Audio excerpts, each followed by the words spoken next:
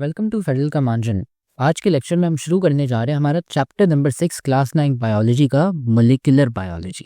ठीक है, तो मोलिकुलर बायोलॉजी एक नया चैप्टर है। अब इसमें हम क्या पढ़ने वाले हैं, तो देखें आपकी जो मोलिकुलर बायोलॉजी होती है उसको है ना एक और नाम भी दिया जाता है। एक तो मोलिकुलर बायोलॉजी, और दूसरा ये भी नाम दिया जाता है इसको बायोकेमिस्ट्री। अब लोग बायोकेमिस्ट्री क्यों, तो देखें मॉलिक्यूल का अल्फाज आपने केमिस्ट्री में तो देखा होगा।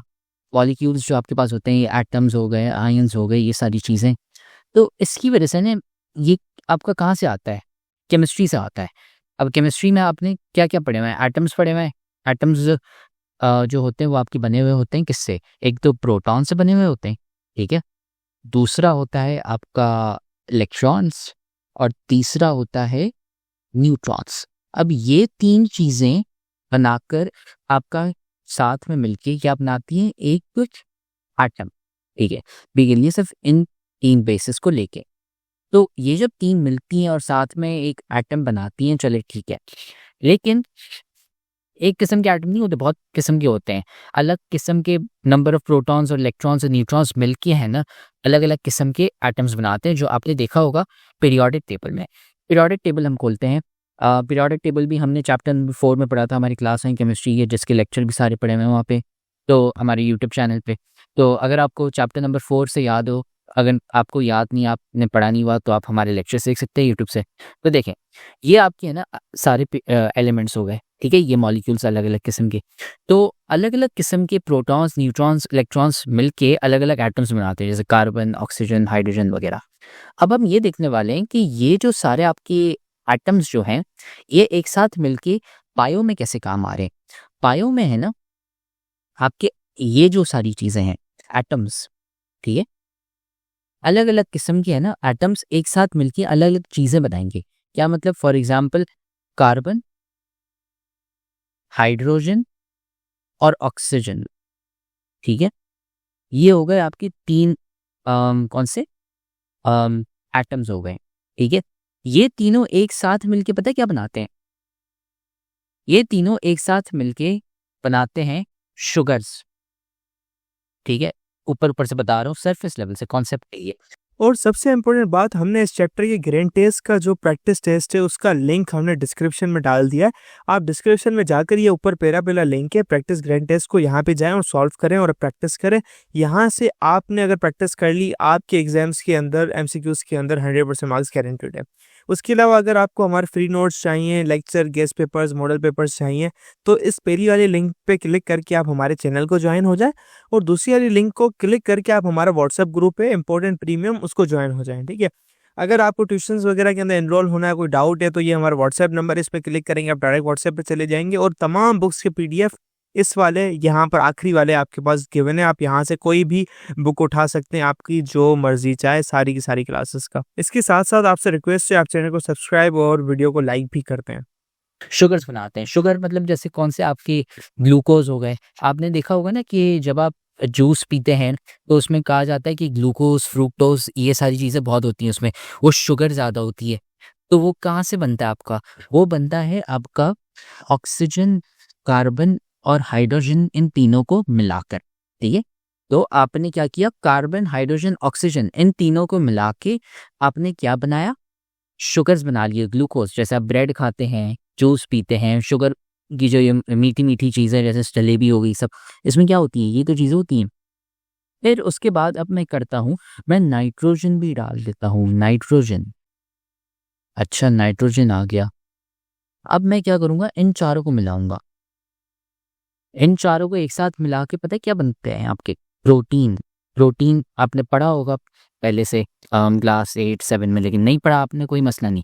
प्रोटीन वो चीज़ है जिससे आपके मसल बनते हैं, आपकी स्किन पूरी इन सब चीज़ों से प्रोटीन से बनी हुई है। आपका डीएनए साथ में मिलके काम करके प्रोटीन बनाता है, जिससे आपकी पूरी बॉडी चलती है, वरना तो आप कभी जिंदा नहीं होते। प्रोटीन क्या, आपके मसल्स और बहुत सारी चीज़ें इससे रिलेटेड है। तो कार्बन, हाइड्रोजन, ऑक्सीजन, नाइट्रोजन, ये चारों मिलके प्रोटीन बनाते हैं। अब ये मैं ऊपर से बता रहा हूँ, ठीक है, इससे कहते हैं ग्लूकोज मोनोसैकेराइड्स वगैरह, ये आगे जाके हम डिटेल में पढ़ेंगे। लेकिन अभी कॉन्सेप्ट समझे आप, क्या हम है ना मॉलिक्यूल्स के बारे में पढ़ रहे हैं जो आपकी बायोलॉजी में आ रहे हैं। और देखें मॉलिक्यूल्स जो वो कहाँ से आते हैं, केमिस्ट्री से आते हैं, जहाँ पे आपने पढ़े हैं चैप्टर नंबर 3 और chapter number 4 atoms and subset, ठीक है।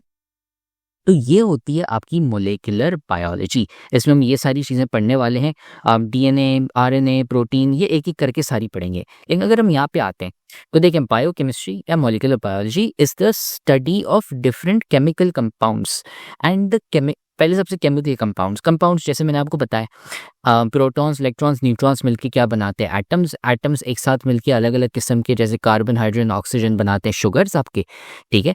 और फिर नाइट्रोजन मिला दें उसके साथ तो प्रोटीन बन जाता है, ठीक है। ये अलग अलग केमिकल कंपाउंड्स बन गए।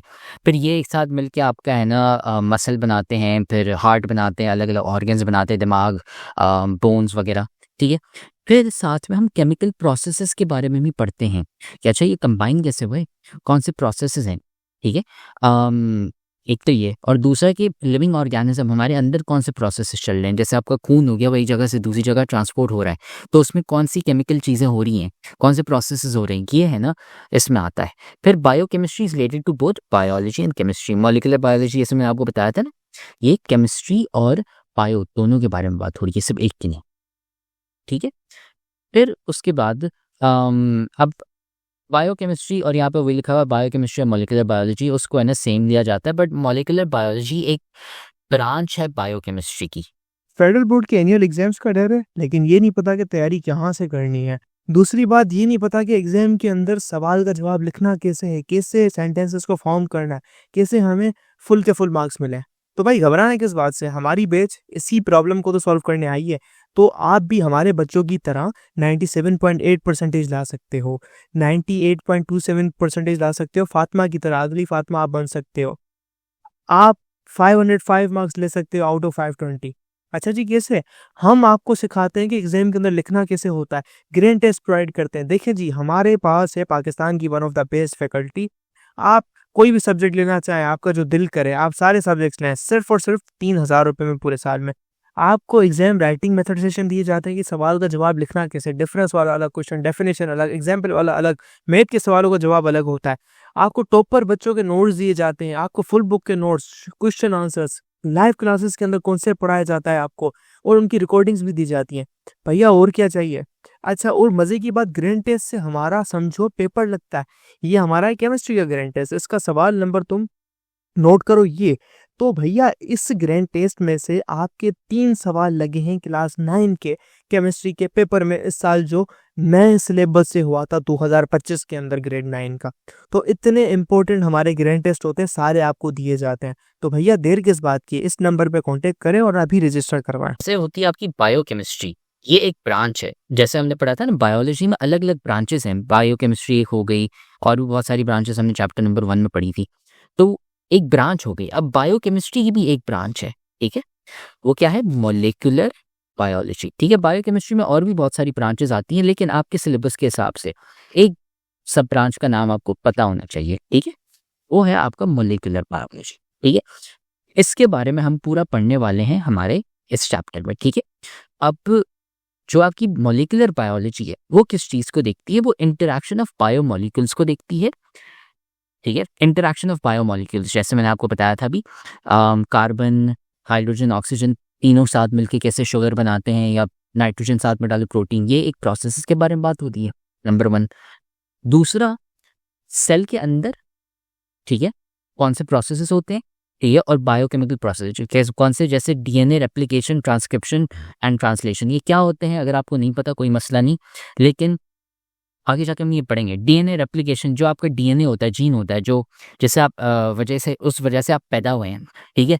तो आप डीएनए की वजह से जो आपकी प्रॉपर्टीज़ है, जैसे आपके है ना ब्लैक कलर के बाल हो गए, या फिर आपके पास मसल्स बहुत हैं, आपके पास आपके मार्क्स बहुत अच्छे आते हैं क्योंकि आप स्मार्ट ज़्यादा हैं, वो कैसे डिटरमिन होता है? ये आपके डीएनए की वजह से होता है। ये जो आपकी जो एबिलिटीज़ हैं, ठीक है, अगर आप कहते हैं कि मैं ना ज़्यादा तेज़ और भाग सकता हूँ, वो इसलिए क्योंकि आपका डीएनए है, उसमें ज़्यादा वो हैं स्पोर्ट्स से रिलेटेड जीन्स हो गई, ठीक है। ये डीएनए क्या होता है? ये है ना आपकी बर्थ प्रॉपर्टी से रिलेटेड है। तो अब ये रेप्लिकेशन, ट्रांसक्रिप्शन, ट्रांसलेशन ये क्या होती हैं, ये आगे जाके हम पढ़ेंगे। सो अब है ना अगले लेक्चर में हम पढ़ेंगे हमारा 6.1।